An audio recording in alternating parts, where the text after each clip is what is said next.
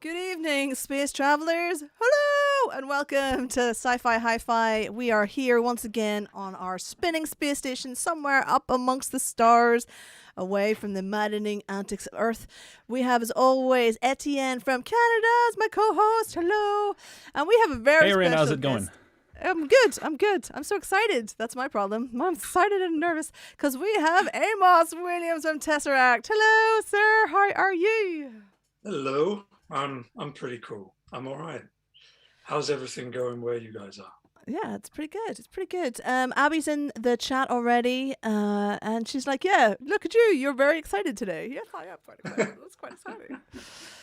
So for everyone at home, we are on YouTube and Facebook only for the next 5-10 minutes, and then we are all over on Twitch. So you have that time to get yourselves together. Come and join us on Twitch. It's free. You don't even need to sign in to watch, but you do need to sign in to chat. And we are taking questions and whatever in the chats tonight as well. We have a competition running. As always, we need 2 subs to get to level 1 of the prize, which is a mug, a Sci Fi Hi Fi mug. Yay! I feel like a Saturday morning TV presenter with this kind of. If we get to our second level at 5 subs, we'll do a t-shirt, and then if we get up to 10 subs or anything above that, we will do a hoodie, and then that can be sent out to anyone in the world. A sci-fi, hi-fi, sci-fi. I don't even know the fucking name of my own show. Sci-fi, hi-fi. Bit of merch. Yeah, that's it. That's it, really. So Amos, for anyone out there who does not know who you are, first of all, they shouldn't be watching the show or be alive or whatever. Tell the folks at home who you are and what you do. Yeah, so I'm the bass player in a band called TesseracT. What do we do? Wow, we try as hard as we can not to look absolutely fucking ridiculous all the time and travel around the world looking ridiculous all the time. Yeah, that's us. We play progressive rock, metal.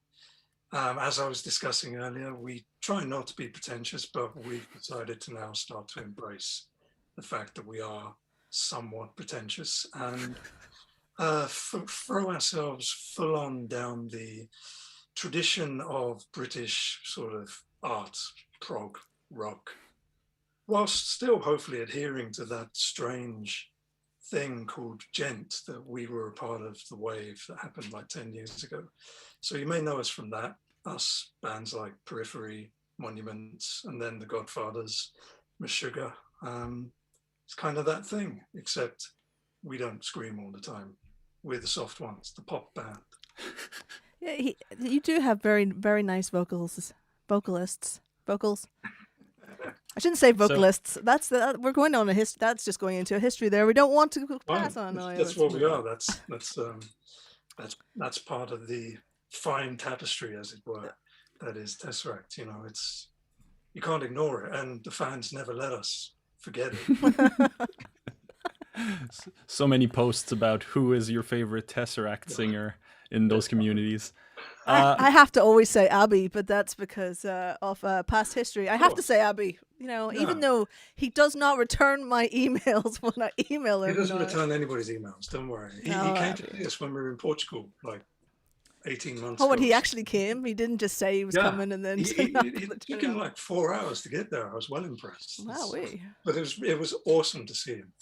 For those who don't know who we're talking about, one of the earliest singers in TesseracT, who was on the first demo before Dan joined for the first album. And he's wonderful and we miss him all the time. But like me, he chose to leave the UK and find greener pastures. So we have our first question from the chat today, and it's a doozy. I Could Be You is asking, what is gent? Honestly, I mean, no, who knows? No, it's progressive. It's technical metal, heavily influenced by bands like Meshuggah and Sixth. So, bands of the early noughties, late 90s.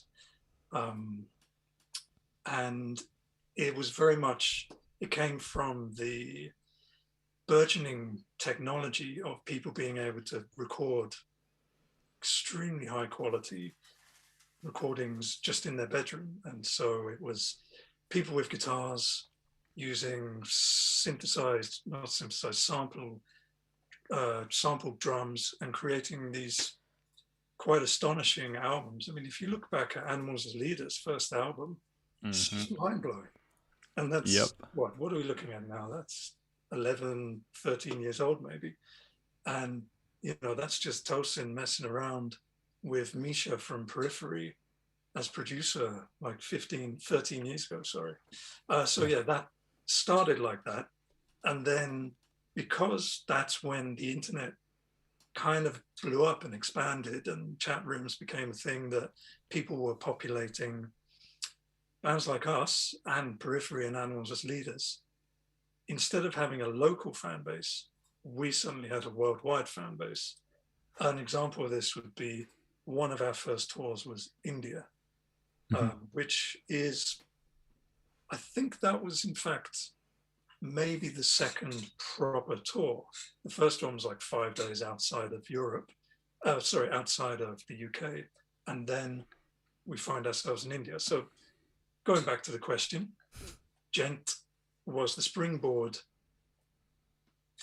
flash fashion that gave you the current trend of progressive metal, progressive rock as well, because it seeped into more mainstream things with production and tones.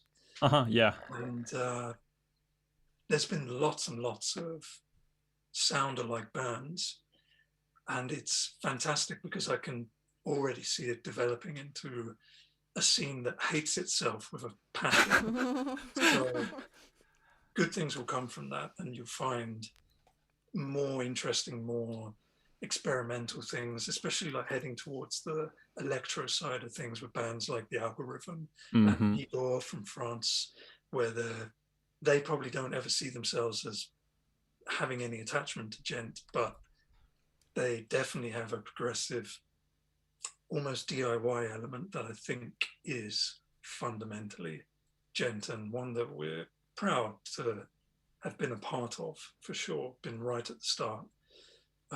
We were just lucky, you know, nothing special about us, just doing the right thing at the right time and willing to put ourselves out there. And that's why we were able to be a part of that first wave. Yeah, I remember hearing like the first Periphery album in like the early years of my high school and going like, wow, yeah, guitars can do that. Would not have heard anything remotely like that. You know, I mean, maybe bands like Fear Factory were touching that tone. You know, Fear Factory and Pantera had that mechanical tone that Periphery really had on their first album. But yeah, I mean, they're all amazing players. And just to watch Matt play the drums and know that he's fucking around at every single show, you know, he knows what he's going to do, but a lot of it's a bit like Matt Garska from Animals as Leaders. Those two drummers go on stage without a fixed roadmap. It's kind of like, well, I know what it's meant to be, but I'm going to see what I can do to it to see how far away from it, what it's meant to be I can get it without it falling apart. And that's the beauty of watching those bands live. So next time there is a live scene, try to catch them. I mean, they're bound to be both supporting new albums by the time touring back again. So make sure you can do it if they come by. I just got my refund for the Animals as Leaders tours that was supposed to come to Montreal, and my good friends in Bird Problems, which we interviewed here on the show, were supposed to open for them. It was like their first big support slot was the Animals as Leaders Canada dates. And like I remember seeing as well Glass Cloud with guitarist Josh Travis live playing a 9-string guitar, and like those shows were absolutely positively mental. the energy on that. I mean, he's out with Immure, and he adds something to their sound that's an X factor. Oh yeah, no, definitely. Might explain where his attitude comes from, because he doesn't appear to be trying, but the attitude is so powerful that it's great to watch.